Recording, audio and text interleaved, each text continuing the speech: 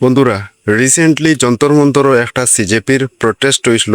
আর সেখানেও প্রটেস্ট তো হইছে না, যেখানেও কিছু রিপোর্টারে পাবলিকরে কোয়েশ্চন করছেন। তার মধ্যে একটা ছেলেরে কোয়েশ্চন করা হয়েছে যে যদি কোনোদিন কোনো দেশ থেকে বা কোনো জায়গা থেকে ইয়া কোনো মানুষে ইয়ে যদি হয় তোমার ভারতটারে 60 টুকরা করে দিলাম, তখন তুমি কি তা জবাব দিবে? তোমার রিয়াকশনটা কি? তাই তার ভিডিওটা দেখো আর কথাটাই শুনো। आप बताओ, आप क्या करते हो? मैं वकील हूँ सर। एडवोकेट हो आप? जी। अभी कहाँ पे कोई प्रैक्टिस कर रहे हो? दिल्ली हाई कोर्ट में। हाँ? Delhi high court. अगर आपके यहाँ अगर कोई आता है और आपके देश के खिलाफ कहता है कि हम देश को 7 टुकड़ों में कर देंगे, आपको ये बर्दाश्त होगा? बिल्कुल होगा। देश को 7 टुकड़ों में बर्दाश्त कर लेगा? बिल्कुल कर लेंगे। भाई ऐसा वकील ना तो डूब के मर जाना चाहिए। हमारा भाई 7 टुकड़े देश की। भाई, इसका नाम बता दे भाई एक दो। बात बता दे रहा हूँ। তো এইরকম যে শিক্ষা দীক্ষা লইয়া আমি কই এরা কিতা দেশটারে তারা সুরক্ষা রাখবো, তারা তো নিজে দেশের বিরুদ্ধে কথা কর। আপনারা কিতা মতামত কমেন্ট অবশ্যই জানাইবা, আর ভিডিওটা বেশি বেশি করে শেয়ার করবা। দেখা হইব নেক্সট ভিডিওত। পাই।